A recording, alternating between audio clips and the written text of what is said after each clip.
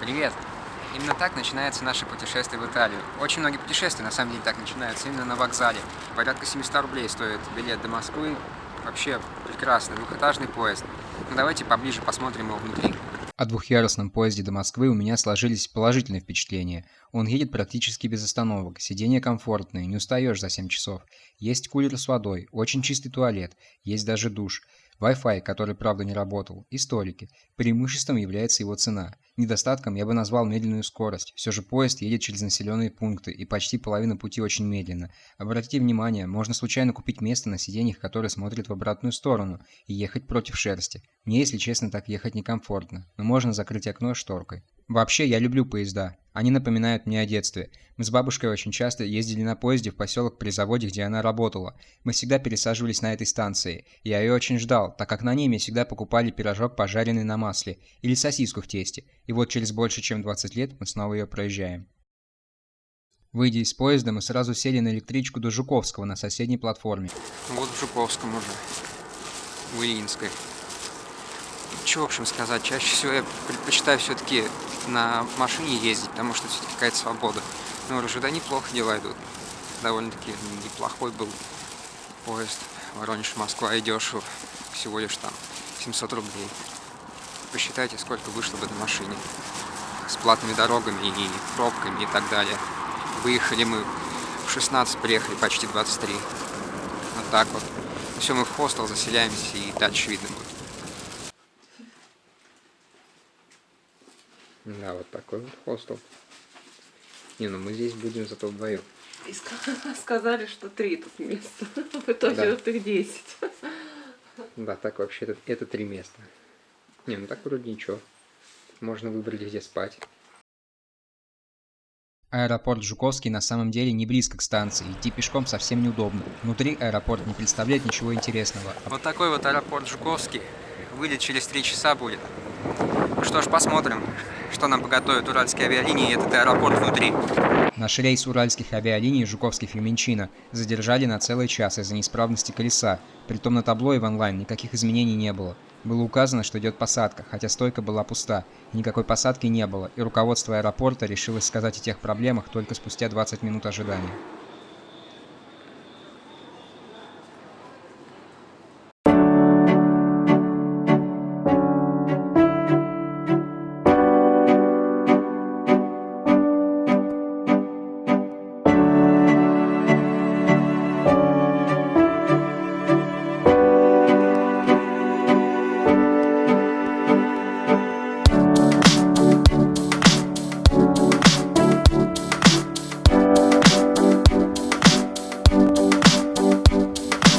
Рейс пролетает над Белоруссией, Польшей, Австрией и Хорватией. Италия встретила нас жарой и цветущей природой, что после хмурой России было непривычно. Вот так выглядел наш дом с массивными высокими автоматическими дверьми, с чистыми подъездами, с широкими тротуарами и деревьями у входа. Местоположение довольно удачное, недалеко от Термини, но при этом место приличное, чистое и без граффити, да и до центра пешком не более 30 минут. Двери автоматические, кстати.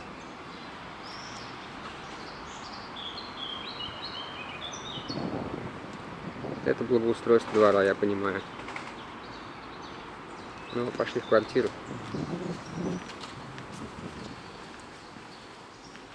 Какие подъезды в Италии? Вот наша дверь, кстати. Довольно-таки высокая.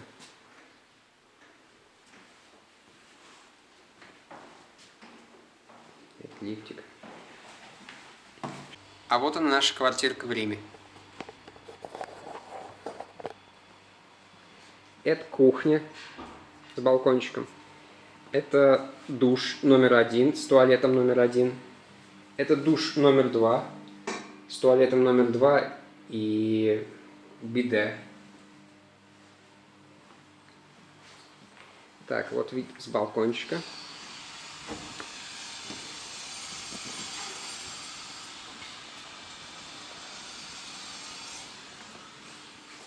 Так, а теперь пойдемте комнаты посмотрим. Первая комната.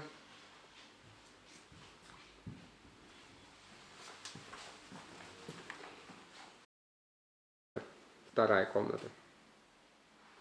Здесь тоже, кстати, по-моему, мини-балкончик есть даже. В общем, все есть, ребят, вообще крутая. Если нужны будут контакты замечательной женщины Анжелы, я вам ссылку дам на квартиру в Airbnb. Единственное, что она не говорит по-английски, она говорит только по-итальянски, но Google Translate вам в помощь, и все будет окей. А мы пока кушаем и идем в Рим. Мы находимся у Сан-Джованни-ин-Латерано. Здесь находится, кстати, трон Папы Римского, насколько я помню, святая лестница, которую притащили из Иерусалима. По которой Иисус шел на суд, кусочек губки, которым смывали его кровь после бичевания, часть ризы Богородицы, и в ней также находится трон Папы Римского. Я не знаю, видите ли вы иероглифы на древнеегипетском языке. Около собора находится египетский обелиск, самый древний, датируемый 15 веком до нашей эры. Его доставили из Египта в 357 году с города Тебе, построили во время правления Тутмоса III и IV. А вот с правой стороны от нас как раз и есть базилика Сан-Джованни-ин-Латерано. Вот это и есть Порто-Маджоре, бывший акведук, впоследствии ставший городскими воротами, которые ведут на север из Рима. Вот остатки стены. Она более поздняя, чем Сельевая стена. Порто-Маджоре – это ворота, бывшие частью системы акведуков, построенных при императоре Клавдии в первой половине I века. Позже перестроены ворота в 52 году нашей эры. У многих Рим ассоциируется именно с Колизеем. Я не могу сказать, что мне сильно понравилось строение Флавия Веспасиана. Я Рим ассоциирую с форумом, но сотни туристов в день в очередях в Колизей говорят о том, что посетить его надо. Вот посмотрите, какая здесь очередь в Колизей. Чтобы избежать этой очереди, лучше всего брать либо Рома Пас, либо второй вариант – это покупать билеты в форум. И через билет в форум дает тебе также право пойти в Колизей. Я сейчас покажу, как он выглядит. Вот так. Здесь написано форум, Палатин и Колизей. Если вы не хотите брать Рома Пас, то лучшим способом это сделать с минимальной очередью будет купить билет в форум. Билет в форум и в Колизей один и дает право посетить эти два места в течение 24 часов. В форум очередь меньше. Билеты в форум продаются вот тут. То, что билет действует в два места, я гарантирую. Здесь же можно купить расширенные билеты на арену. Идем от Колизея в сторону Витриана, мимо базилики Маскенция. Переходим дорогу. И еще раз, в сторону форума. Вот киоск. Завтра, ребят, мы туда сходим. Ребят, внутри Колизея музей. И можно знакомиться с историей Рима. Информации про Колизей много, но интересно то, что есть теория, что называется в честь Колосса, статуи Нерона, которую перенесли перед Колизеем. Построил его Флавий Веспасиан в 80 году нашей эры. Кстати, Веспасиан не был аристократом. Лишь в день открытия в 80 году нашей эры погибло около 2000 гладиаторов, а за все время более 500 тысяч человек. Чем ниже ярус, тем выше ранг посетителя. Самый верхний этаж – стоячие места для бедноты и рабов. Вместимость около 50 тысяч человек. В нем 80 выходов. Полностью заполнялся Колизей за 15 минут. Покинуть его можно за 5 минут. Самое удивительное, что иногда с арены снимали деревянный настил, и арену заполняли водой, и проводили морские сражения на галерах. Цена билета 12 евро за человека. Мы отстояли в очереди порядка часа. Рядом с Колизеем стоит арка Константина в честь его победы в гражданской войне над Маскенцием, построена позже, в 315 году. На форуме также находится храм Веспасиана и его сына Тита. Это Витриано, так называемый конный памятник королю Италии Виктору Эммануилу. Говорят, римляне не очень его любят. Он находится прямо рядом с форумом Трояна и позади, либо спереди, смотря откуда смотреть, римского форума. А вот и посольство Венеции.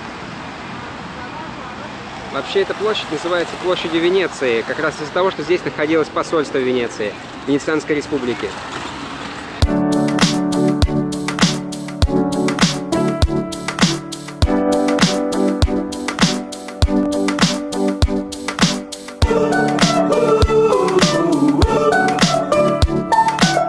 Пантеон, храм всех богов, построенный на бывшем Марсовом поле Агриппой. У входа стоят 16 колонн, высеченных из цельного массива египетского гранита, массой 60 тонн каждая. В центре купола отверстие, через которое попадает дневной свет. Из-за того, что через него также в дождь попадает вода, в пантеоне была предусмотрена система дренажа. В 609 году храм принял христианство, одна из причин, по которой он хорошо сохранился и не был разрушен. На самом деле пантеон был построен Адрианом в том виде, в котором мы его видим в 126 году нашей эры.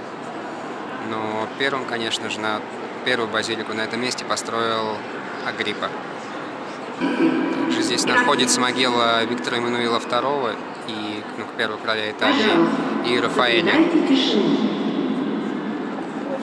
А на экранах могила Рафаэля Санти.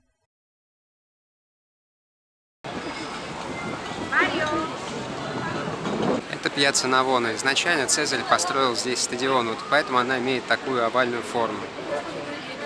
На площади Навона находится несколько дворцов и целых 3 фонтана – Мавра, Нептуна и самый удивительный с древним обелиском из Египта фонтаном 4 рек. Церковь Святой Агнесы, построенная в 1672 году, одно из самых заметных зданий на территории площади. Обратите внимание, кстати, на двери, какие они здоровые. Я не знаю, какая церковь, но просто когда выходишь, гуляешь просто по улицам, постоянно на что-то натыкаешься, везде хочется фоткать. 30 евро обошелся нам ужин, или что это, обед, наверное, включая 2 пасты и по стаканчику вина. Чаевые можно не оставлять, но мы чуть оставили, 10% получается. Говорят, что 10%. Хотя они обычно, как говорят, тоже включены в стоимость. Фонтан Треви, построенный в 1762 году, является самым большим в Риме. Из-за поверья о количестве монет, брошенных в фонтан, 1, чтобы вернуться в Рим, 2, встретить любовь, 3, жениться, выйти замуж, 4, разбогатеть, ну и 5, развестись. Коммунальщики вылавливают без малого 1,5 миллиона евро в год. Как их там нужно потереть сначала друг от друга?